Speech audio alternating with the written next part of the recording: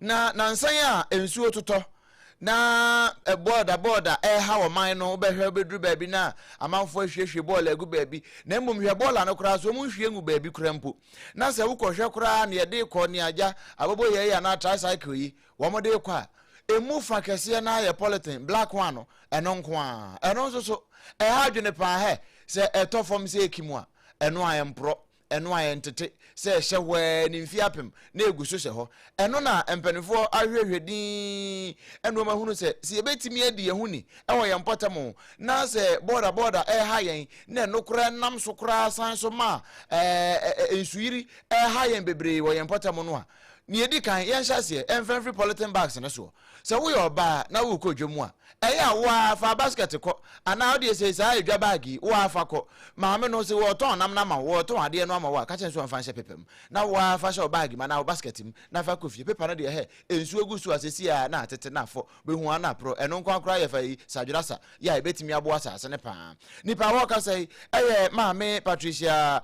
kwaten wono eno ne be wa bedu ebo nkomo a wo de sanse mi nyina eto nanim ya kan say so baby o ko dida omodi an say o be fa baskets na wodi be ko edwa so se ne be ya wodi dwa onje polythene bag tutu ampo de oto yoma na de ma wa no ka chene say odaroma ma me pepa ana say kwashe ro ba white mam na de gu ni mo se ne be ya oba be du fie no unya polythene bag ya fo ne say e ma 200 ko dida na so obi a de polythene bag 20 be fie at the end of the day polythene bag do say na sa mba e dia be fie na sa polythene bag ni na so she de ko hen we ko go your month ni so eti de ye kan say the best so bi ko joma on fa de a o de edidwa na o de ni nyoma be tu ye kan sa so ni enwie na ye say ye mi anu so a o mo ton pure water no se obi be ton so a odaroma wo a wo ko ton so no wo so wo a wo because sanitation education no obi a wo road to play eti mi ami ko ton so no road ni say menya bottle bi and me ton mi so a me hye ogum na me de rubber na ma nipa na wo so ye de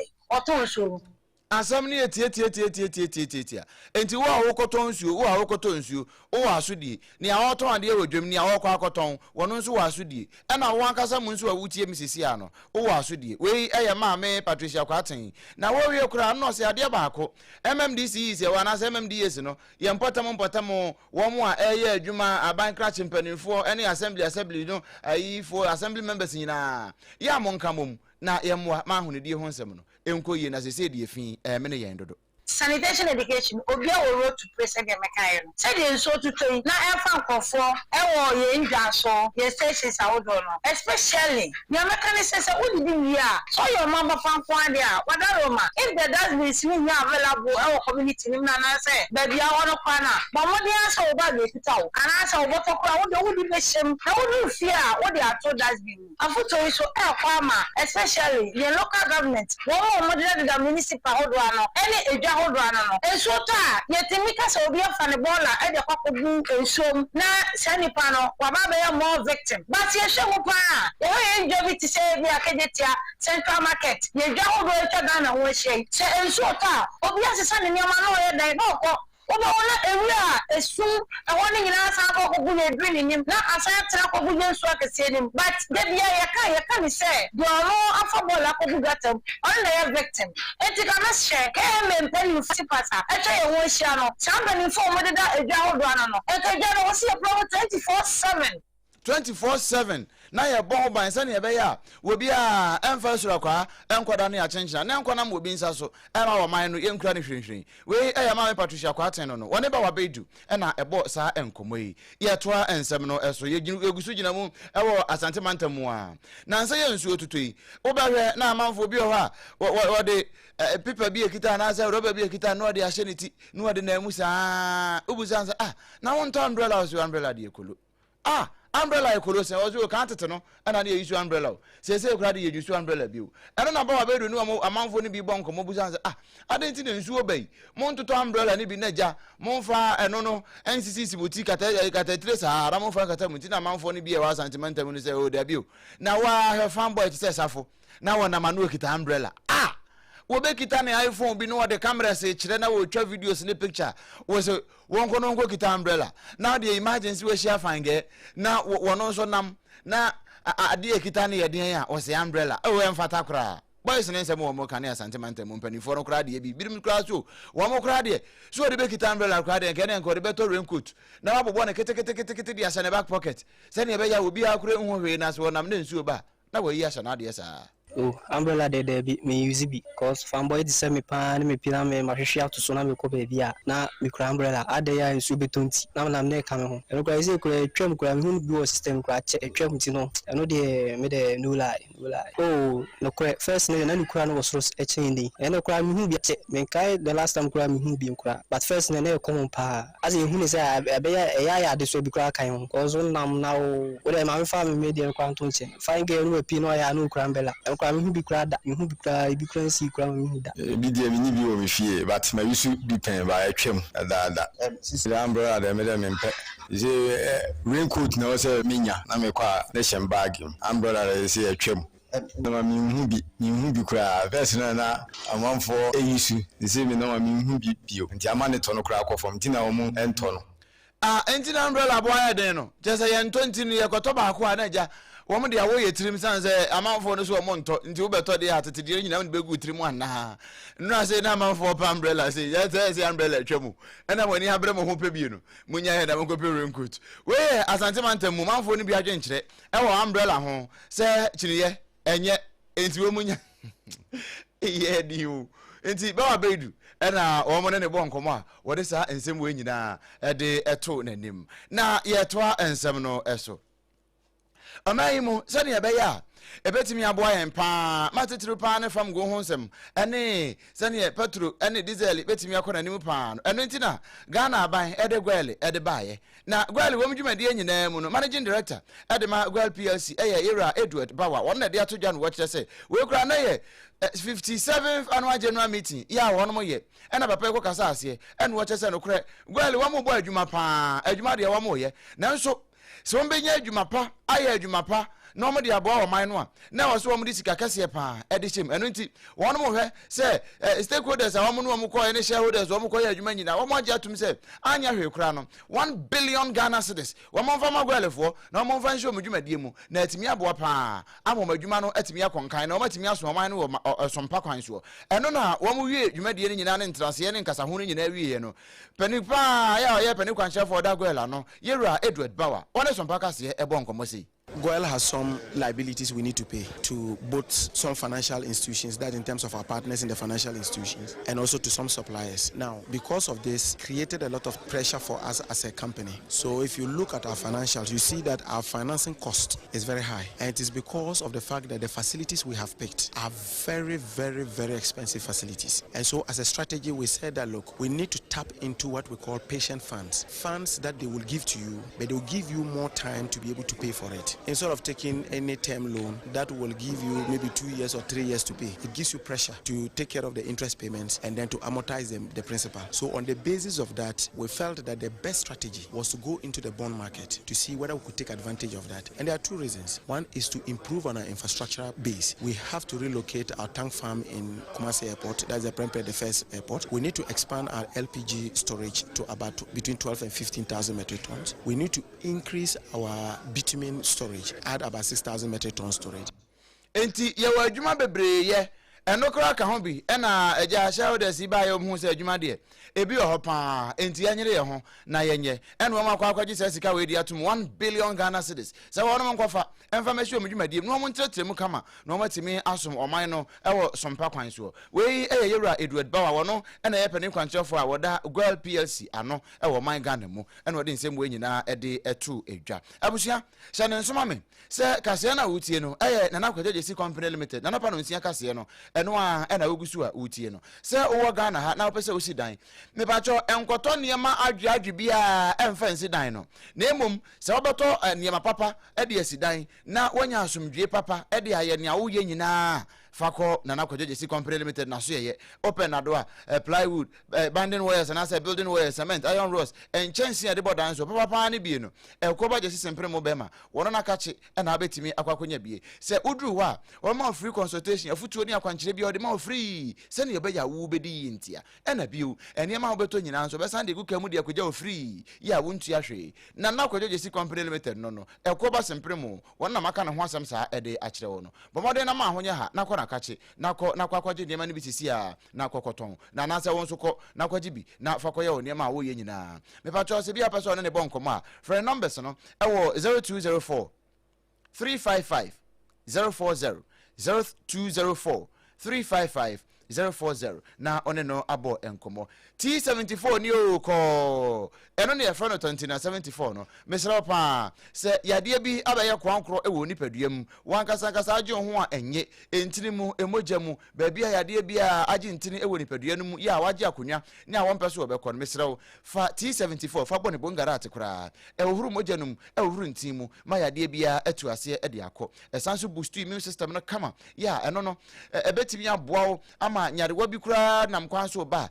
T74 na honom ninti no wonya bedrupe won makura na wasansa na chi ne wokọ enya mapemfo ba wo makoda no fo na akoda wonya mfinhia dumie no obi aka bia no nom bia eyeye na bia atumi akoboko wo pedodo atu aton o kan shi druggling ye wo ho na afi kuma senso Ashtown Kolinaka ba egu wo se chapo frɛ number si 020501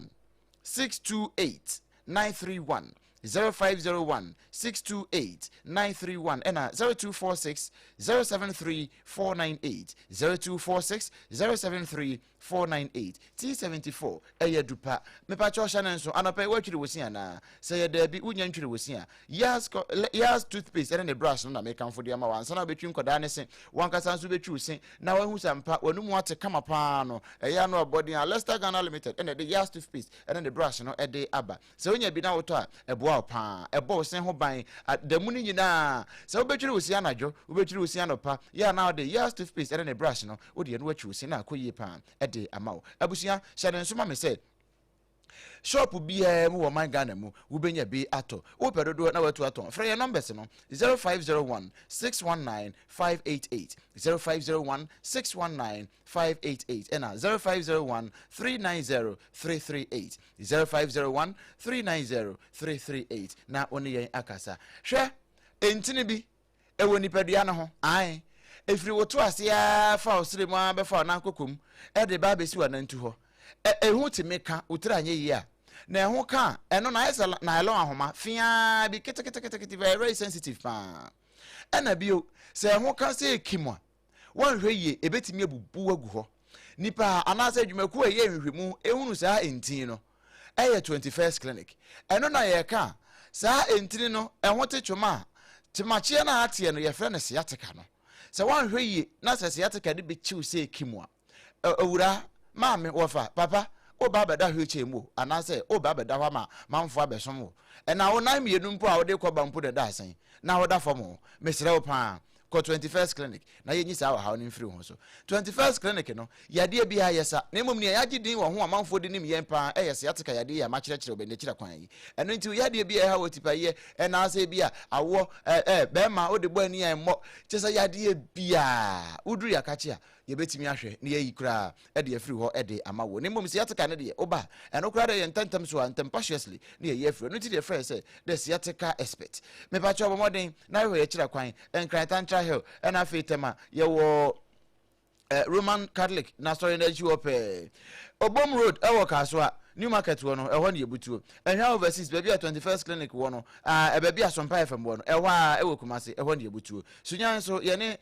Regional Hospital First Gate in the dia nimhwe tachiman so baby SOMPA FM wono eho ne yebutuo ena afi hye no so ma me se nkranza so eya no ahye no so se ewo Children's Park hono a ye ben ho a takwa Roman Catholic Roman stores wo the opposite end yebutuo ena afi uduru takra de efie kuma number 9 taxi station hono wo so yebutuo me pa cho brekum go so obo ase ho nyina se wo ho je numbers no 0540 311 311 0540 311 311 na wonde yen abo enkomo enwuma ku ya dawroma ena wo maso yasene a ye de anapa no nsia kase no e de ebrewo chemi anibotete aduasampe me basisia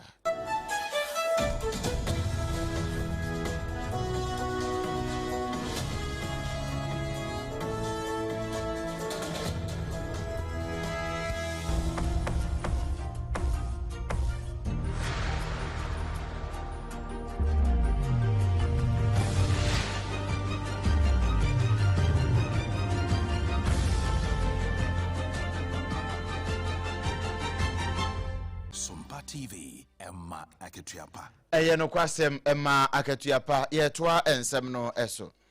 Opiemu ewo Ghana mrahye bejafia. Nia wakasa sesi me ofa Kwaku Kiti Gan on ye deputy majority leader. One of the atuja na anu ada eno wa kire se o. Na wotwe ya yesimu ye. Wa mo de asoafo ne bebre eba mrahye bejam no ba be yi nsem bia no. Na asoafo na eba no. Wa mo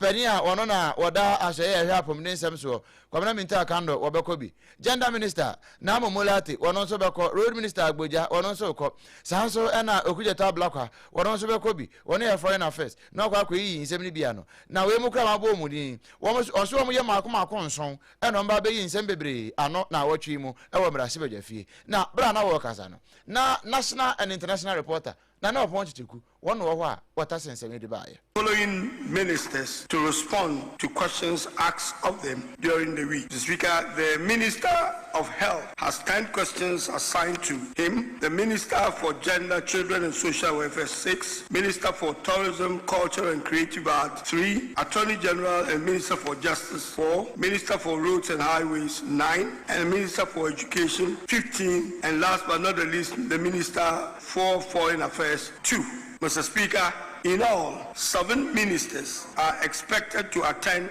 upon the House to respond to 49 questions during the week. Mr. Speaker, pursuant to Order 91-2, ministers of state may be permitted to make statements on government policy. We George Kwaku Kiti wono na woye deputy majority leader ewo mrasibe jafie eno de nsem nyina to dwa so afo na watwe mu nyina no wombeba na waba be yi nsensem bia no aside se wo mo yo mo normal business no e so afo no so ba na aban nyuma baby a wo mo de niam bi ko baby a wo mo cheche nsem nyina no anase hia nsem nkyiremu no wo mo de nyina abre wo man no enyinafo no a ejina ya na mu ewo mrahye bejafie no eno eho nsem na wode eto edwa na we yepe ena kwada so bra shebe dwane professor nyako Kingsley nyako wodi to dwa no say na wata na so din ehwe senka wo mo bebubo nyina no abo so afo hwe sikasam so KCL atofosen doctor anko abo ne din na so besi ne wo mo ne din na no wa shada file question say wo mo kire ye na no last year bo wo mo ye national thanksgiving and prayer na say prayer and thanksgiving sika ye di wura mu ka wo man ne boy ye besi ne kwa afini wo mo meyi na no na Ghana sika sem ye tutu de say ya na be den no manfo na fa ye serious we ye onimnyamfo Kingsley Nyako wo de ye ntie ne mra. Speaker, there's some questions that I filed almost a year ago. I've gone to the table office and I've seen that these questions have been admitted by Mr. Speaker, have been transmitted to the relevant ministers. But as we speak, they've not even been programmed. A simple question was to ask the finance minister to tell us how much was spent on the National Day of Prayer and Thanksgiving. Only a figure is required, and almost a year, Mr. Speaker, that question has not been answered. And for me, if we don't activate the question time period, we are not going to see much from our ministers, because that is the tool that we have to effectively exercise our oversight responsibility. So if ministers are not available to ask questions, how will Ghanaians know their performance? Sir, so for no young form ma mama me nsem bia no na se nsem bia ehia titiru pa Ghana sika sem se ne ye toto no se ne ye di no fa na se ye ba be yi ano ne no ye mama yi ano de a ebere na Ghana fo ahunu ye sika no a eto no a ye agege no ne ayede ye ewo man mu be den kwa no mahu se ye ni abresi ye o man ne ho adwuma we kwada so mra shebe dwani onimnyamfo Kingsley Nyako na wode sa asem bo nyina to dwa ewo Ghana mra shebe dwafia national international and national reporter na no pon chiteku etase ne nyina kama de ebre yen afi yemfa nsem no enkonkopie mu ewo amanone nsem mu no ye kwa akogina mu ewo Lebanon na Lebanon for omo ensantwe for ho na toma ne yense se opie mu a about 20 locations e wo Lebanon no bombo ate afa ho nyina abuzi adwo ne e Facebook ne so SOMPA 106.5 FM Accra enye izo na Lebanon Third District eho na asem kese pa ewo na Marake eho so sa Marake no ewo Third District ni inside ho no eho na asem kese yesi Lebanon National News Agency wo mukra report wo say nia ekoso se de Lebanon ho no ai hu pa Israel for and out to a bomb we be woman for drones is so and one more to a fast and from 20 different locations and no matter one more sell was Sabra Minoka say Israel Prime Minister Apamofa Benjamin Nantachi and I say Benjamin Netanyahu what they are to judge say one on the Hezbollah of one we hear so obey you massacre one more send one pen northern Israel for Asamno will be woman in our Eddie Friho now when you know said Pakistan one more Prime Minister friend said Shabazz Sharif or no Woguzua war yes US and Iran one more time one more Benyasum ye fine never be a Aquabocono and no Echinina and say we munina de Aquabayo one more Aquato Bambina na come here and say so one more yeah is a Prime Minister Shabazz Sharif wogusu a woye nkitahudie nyinaa ase wafra na wafra Iran for no wafra US for one time fra Israel for entiama Israel for na nyapa hand bi na da bia wo mo to bambo isa nanso wakọ Twitter tweet ne so X ho akọ na tie brofo o kire we are closer to a peace deal that ever a peace deal than ever before. Finalization is likely expected in the next 24 hours. No one no culture had way to ho. Say, one money Iran for any US and terminal. Womu gusua, one more yankita hundie no na kaki to be now some yebu and woman in Apasu Monomono. Woman yanoma no kama. Now some yebu away a yen better half a boy ya a sink caneno cra. Na don't you read you no in terminal. Or about Bontina Diabetre and baby on the some genedru. Ya, enchebia. One more answer when you ever corner yakura. And say, woman ye ya, one more to Bambo, Ediagu Lebanon for so. Me no ka say, nia one no foreign affairs minister, Abbas Arachi, what they are to judge say, dealing one more yeno, Cassia Baku, woman pa, say, one baby straight of Formusuno, never be a to me a conca, no dear what they can't cut order, said in Ian Yamoka. And now, US officials no so confirm say, detail of agreement in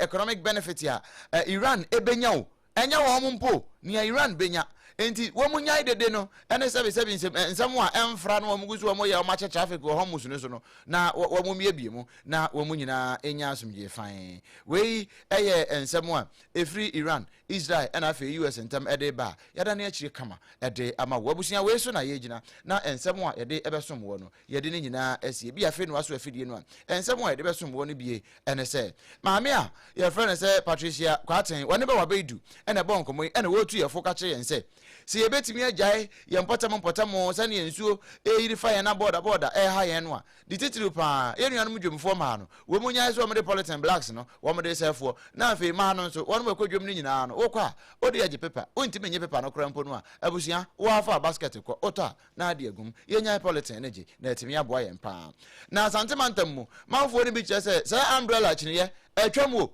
enti nsuo ya ebe nyina no wo mo se so mbe yusu umbrella pa de lalai na fanboy ana fange wana mo na umbrella kita no de to adonku wo mo se no de enye kura wo mbe jaye na gware fo kire se ba ya mbetimi atretre omnyumam no matimi aso wo man nyina aso mpanti shareholders no approve 1 billion Ghana cedis said ama won se won fan tretre omnyumam na bibia entimi koyi na Ghana fo enya mfa so papa emfa firi wo so me ofa deputy majority leader George Kwakurikit Hagan and odi atojo kire se na wotwe yesim ye asoafo makomako enson ba mrahye bedwam aba be yi nsem ano eno na kwada so mrahye bedwani odemnyamfo Kingsley Nyakonde atojo kire se